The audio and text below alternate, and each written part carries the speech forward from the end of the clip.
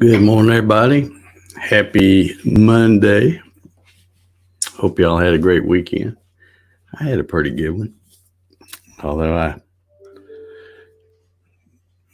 kind of, I won't say work, but I was out straightening out the garage, which it was such a mess, it was work. So, anyway, let's see what we got hanging out with us today. We have Mr. Larry Galt. He says, morning, everyone. Monday morning, blahs. Okay. Lonnie's here this morning. Good morning. Darren Birds. Good morning. Troy Pritchard. Good morning and thumbs up. He says, thank you for the thumbs up. Monroe Cook. Good morning. Steve Gronsky's here. Good morning. Thank you for the thumbs up, Steve. Appreciate it. John Howard is here. Good morning. Looks like we got considerable lag this morning, too. YouTube's running a little slow, looks like. Let's see here. Clyde's here. Good morning, Clyde. Sean's here. Good morning. David Burnett. Good morning. Appreciate the thumbs up, y'all. Let's see. Landis says, good morning.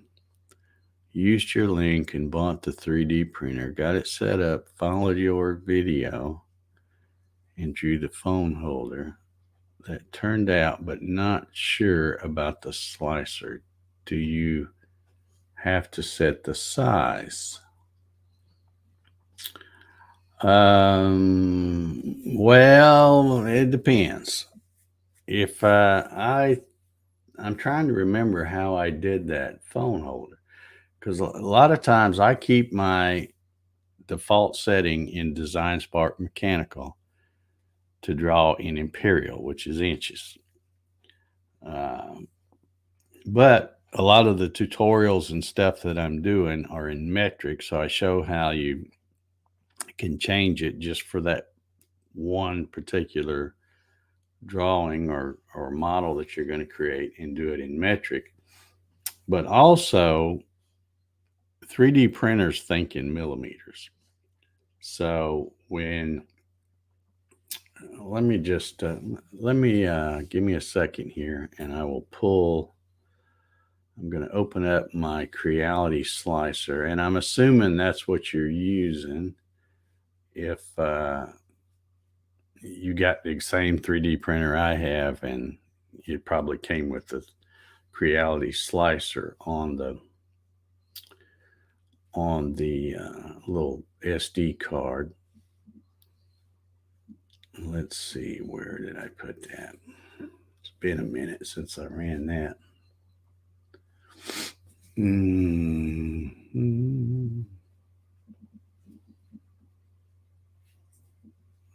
Let's see. Okay, maybe in here.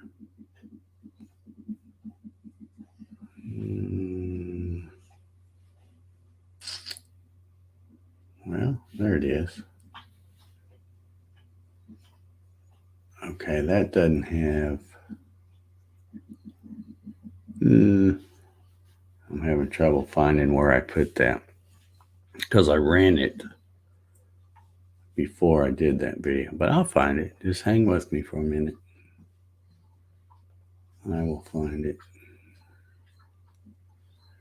I'm getting quite a collection of stuff. I think it's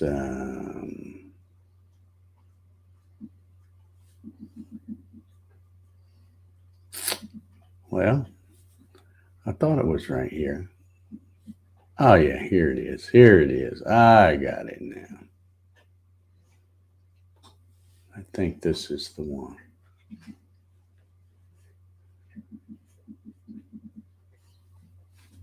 Okay.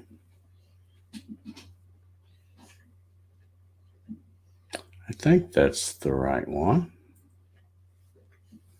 No, that is not the right one. All right, let me clear that one. See, I've done 2 or 3. Maybe this was it. Well, that's not showing up anything. All right, well, I'll keep I'll keep looking here. It's got to be. Maybe it's this one. No, I'm not. Well, how did I do that? I don't even remember what I called it now. Anyway, I'm taking too much time trying to find that. Anyway, if you bring in the model, you create the model with Design Spark, you save it as an STL file, which is what you need to bring into your slicer, any slicer, but they all use STL files. If you bring it in, and when you bring it in, it looks really tiny, all you have to do is, it's because you've drawn it in inches and it's thinking in millimeters. So all you have to do is change the scale to 25.4, and that will convert it from inches to millimeters. And it should print out exactly the size that you want it to after that. Kevin Els is in the house. Good morning, Kevin. And I missed somebody. George is here. Current weather Monday. 5, 6. That's last week. That's not today.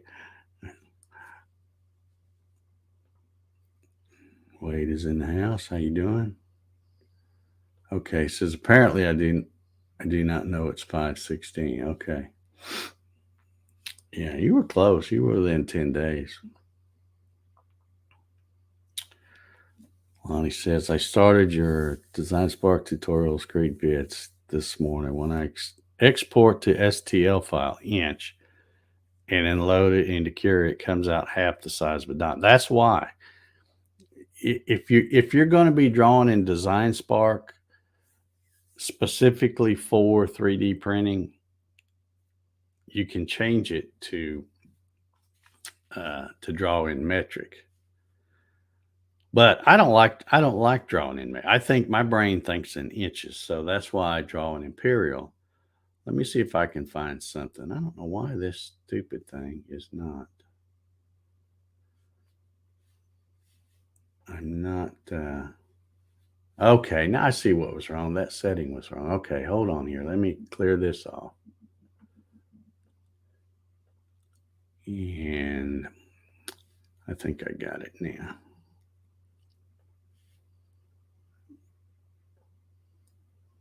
Okay.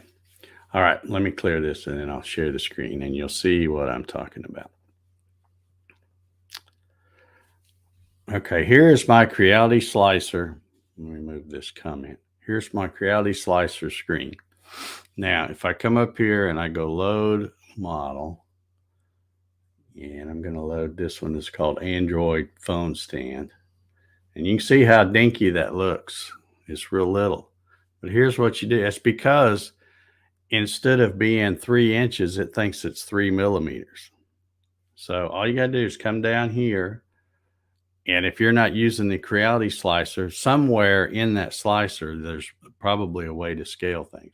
So you just click this scale, and you notice that it says uniform scale, and this is all locked. So no matter which one of these I change, X, Y, or Z, it's going to keep them all proportionate. So it's going to change them all. So you just come here, click on that, come over. Now you can see how little teeny tiny it is, and just hit 25.4. And boom, there it is. And see, now it says that the width, depth, and height, the width is 99.3 millimeters. The depth is 124 millimeters. And the height is 76.2 millimeters. So that's this height coming this way, which is really the thing setting sideways, is now 76.2, which I believe is exactly 3 inches, I think. But that's all it is. You just have to scale it. And see, I've seen people do videos and they'll say, well, when you draw in to make STL files, you have to draw them in metric. No, that's not true. You don't have to draw them in metric. You can draw in whatever you're comfortable drawing them with. You just will always have to scale them when you get to your slicer, because just about all the slicers operate in metric, in millimeters. But it's no big deal. It's basic math. It's how you convert. If you take 100, let's see, what would it be? 100, or well, let's just say 50.8 millimeters. You divide it by 25.4, it's 2 inches. It's just basic math. Is all it is. But you just got to know how to scale it. But if it's easier for you to just change your setting in Design Spark and draw in metric, and especially if you're going to be always drawing stuff to 3D print, then you can do that. But anyway, that's how that works. Doc Whitaker's in the house. How you doing, Doc? Rob Schuster, good morning. Gary Hammett. We got a bunch of folks watching this morning. Don't y'all have jobs to go to? James Ridgway's in the house. Good morning, James. George says, slicing is very important depending on the applications. Do you need strength? Do you need more infill and possibly a thicker sidewall? Yeah. Yeah. It don't take, if you print these out, I can't remember what I had this thing is super light. So I think it's probably like 20% or 25% infill or something, because it doesn't take much to hold the phone up. Now, a good example, if you look, the problem is things are black back there too, so you can't see. But if I move my head and you see that white, I can't do my finger right there, that white thing, that's my security camera. And right below it is a little mount that I made, 3D printed, that mounts. It has a 1/4 thread, so it will screw into the tripod. And then it's got like a triangular bolt pattern, screw pattern that, fastens the security camera, because the security camera is meant to be put up under an eave or something like that. But anyway, you probably don't remember, but I had first printed one out of this gray filament, and it worked fine. And I had it set to probably 20% infill or something. So it was real light. There wasn't a whole lot to it. And yesterday or the day before, I think it was the day before yesterday, I accidentally knocked that tripod over. And when it fell over, that little gray adapter that I had all that mounted to broke, because again, it was only 20% infill. So I thought, well, I'll just reprint another one. Only I got where I just run everything at 100%, because I want it solid. The stuff I'm doing, by golly, I want it to be as strong as it possibly can be, with, even though it's plastic. So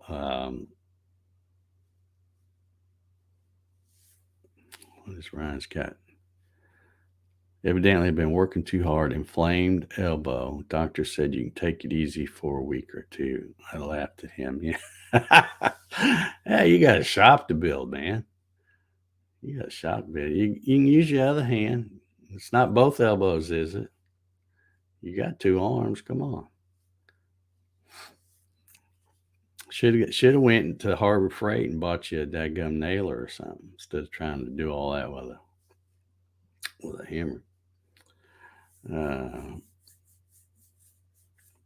Anyhow, yeah, so I ended up reprinting that one yesterday, and I just set it up and let it go. And the bad thing is, when you're running stuff at 100%, if it's very big at all, it takes a long time. But I think that silly thing took, and it's not that big. It's probably about that big around, and maybe about that tall. And I probably should have redesigned it to make it shorter, so it would would have only taken 3 or 4 hours, but I think it took like 6 hours or something. But I'm like, I'm busy working out in the garage. I'll just let it run. And of course, when it got done, I'm thinking, yeah, no, that's got a little heft to it. It's so it's way more solid than that other one. So uh, yeah, put it on, let it print. There you go. A bit more plastic, but it's worth it. Yeah, I just noticed this morning. I looked at that, because I've been printing a lot of stuff since I got that black Amazon Basics spool, and I'm gonna break down and buy some more of that, I guess, because I got to look and it looks like there's a lot in there, but then when you see how big the center opening is, there's not that much left on there. So I'll uh, I'll get some more because I don't think I even want to try to put that stupid gray back on there. It keeps getting tangled up and stuff. He says, "Do you have a link on that camera? I've been through 3 now, and I need one." I guess are you talking about that little security camera thing? It's part of my special Harbor Freight security system that I bought years ago. But this was just a give me a second and I'll look and see if I can find, because that's an extra camera. It's didn't come with my Harbor Freight security thing. The Cobra is what that's called, but it's pretty much just like the cameras that came with it, but it's a little bit different brand. Let's see if I can find that. It's probably been a couple of years since I bought them.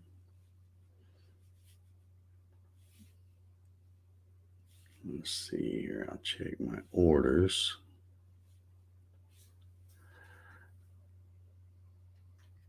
I think it's an SOZY camera. No, they didn't like that. I'm probably misspelling it. Let's see. Is that it?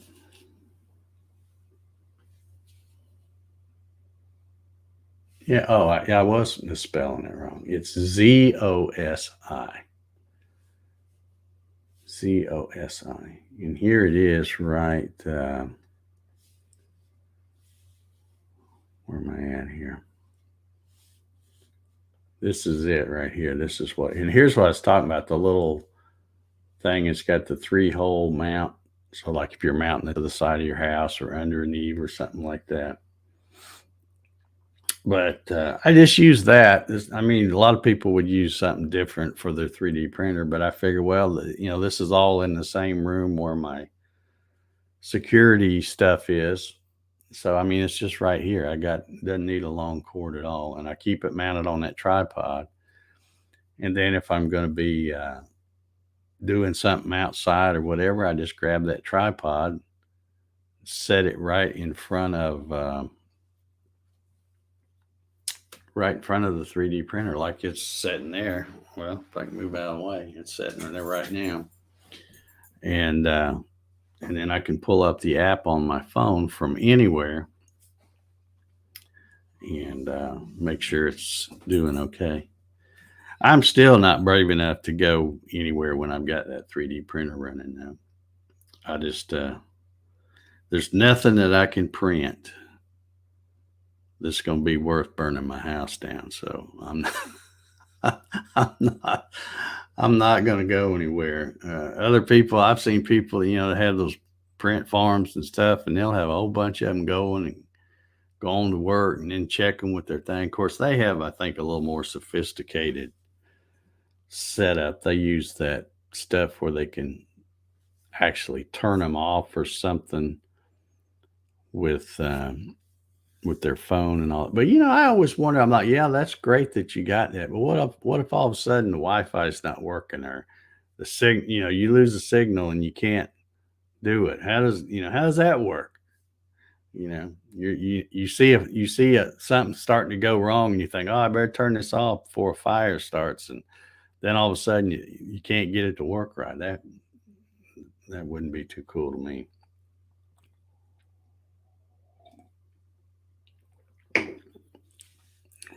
Rob says, yeah, WTZE. That's the one I was trying to think of. Pointed to the CNC so I can drink coffee and watch the CNC from inside. Yeah. I've always, Octoprint is the other one. Thank you, Ryan. That's the other one I was trying to think of. The only time I really watch my CNC with a camera is if I'm back here. And like I said, if I just turn my head to the right, my monitor for the security step is right there. And of course, right now, it will show each camera every 10 seconds. It switches to a different camera, so it goes around. But if I'm back here doing some work on the computer, the thing I don't like is the garage is all the way at the other end of the house, so I can't really hear it that good. So I usually will lock it in on camera 5, which is the one that's shows the shop out there, and then I will zoom it in on just the CNC so I can see it, and it's real time too. There's not really any lag, so I can keep an eye on it. But if I'm just in here in the house, maybe watching a YouTube video in the other room or something, I don't have anything on it. I can hear it then, and I would rather hear it than I would see it. The sound of it tells me a lot more than the video of it. But if you have one where you can see it and hear it with the camera, then that works pretty good. Let's see, who am I here? Mary Mallory. Oop, I missed her. There she is. Mary Mallory's here this morning. Good morning. All right. WYZ. Okay, yeah, I had WTZE. Yeah, that's close. Yeah. Mark's in the house. How you doing, Mark? Good morning. Appreciate the shout out yesterday about the tutorial stuff. I appreciate that. I think I'm going to do if I can get time to get one done this week. I think I'm going to do a little video talking about how Design Spark and Vectric VCarve can play together, whether they play together nicely or whether they don't. So I may try to put something together. Because I know not everybody's going to want to use Design Spark just for 3D printing, and you don't have to. It'll work for the other stuff too, but I'm going to kind of do a video showing how you could draw something that'd probably be easier to draw with Design Spark, since it's, this is assuming you don't have a spire. But still be able to draw something 3D and then bring it into the VCarve Pro. So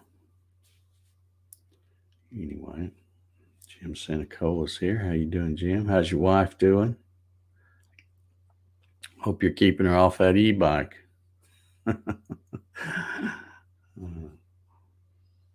Are you going to get Jim, are you going to get a GoPro and mount it on that thing and then shoot a video of riding it around? I think that's what Peter Pasquello did that time. I guess this was called an e-bike. It had some kind of motor on it or something. He went all around his little neighborhood with a camera. Says he couldn't remember the name of the software. Yeah, well, it's not the easiest name. It's not. It doesn't just roll off your tongue like it should. But Jim says she's in pain. Yeah. All right. Troy says I designed a part for a pulley puller in Design Spark Mechanical and saved as STL and cut it out on my Gatton. Hmm. Hmm. All right.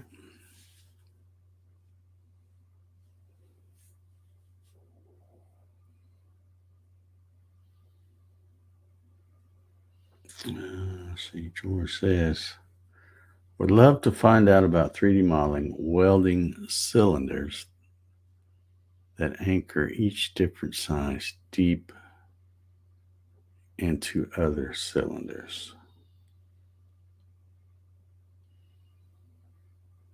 Hmm.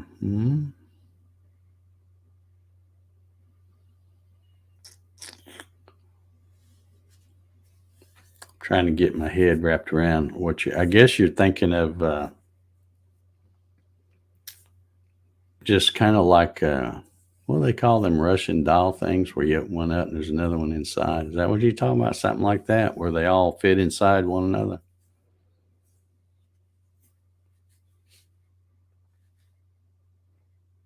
I remember as a kid, I don't know where I got it. Probably couldn't even find them now.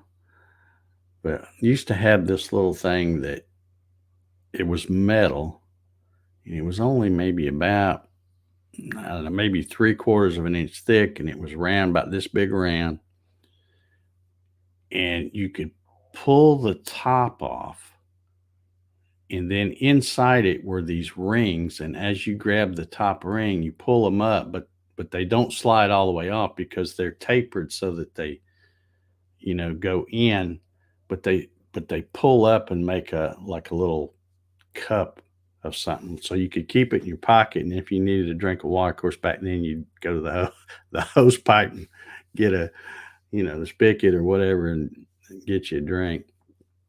But it was made out of some kind of metal, so it probably had all kinds of crappy chemicals in it too. But who knows? Yeah, telescope is what I'm thinking you might be talking about.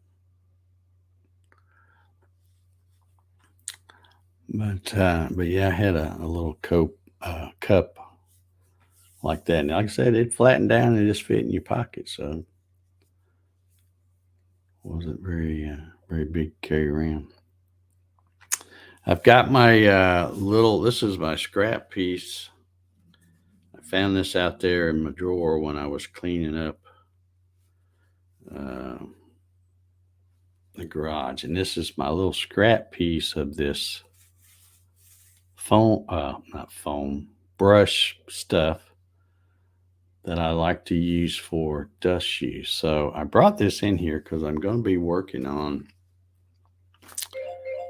a 3D printed dust shoe. And I think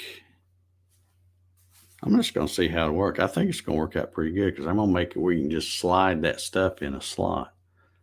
And Gary said he had one that was plastic. Okay. Yeah, I'll never forget. This one I got from my grandpa, so there ain't no telling how old it was. I wish I still had it. I don't know what happened to it, but it was, and like I said, it probably had, being back then where they did, they didn't have all the safety stuff like they got now. It was probably not good for you to drink out of it because it was, um,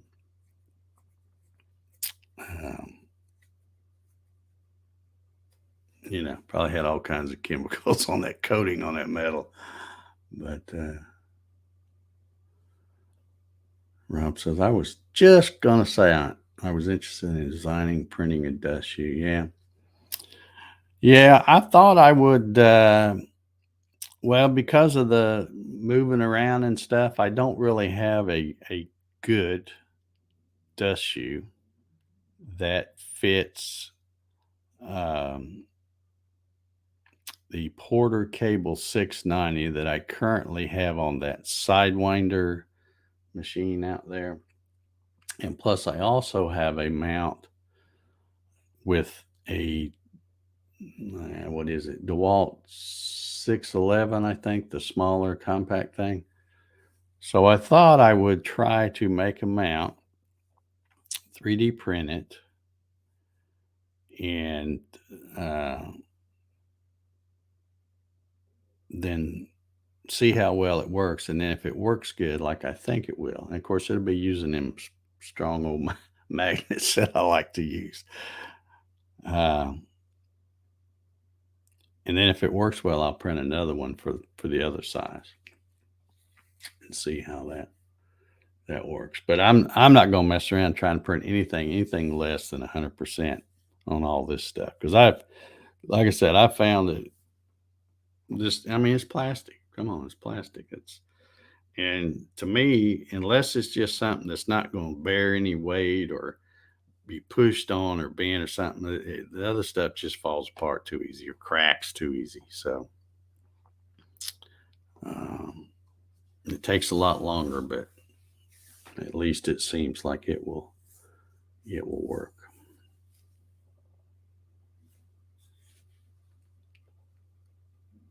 Gary says, search camping cup. Ozark Trail still makes the cups. Okay. Do they make the metal ones or is it just plastic ones?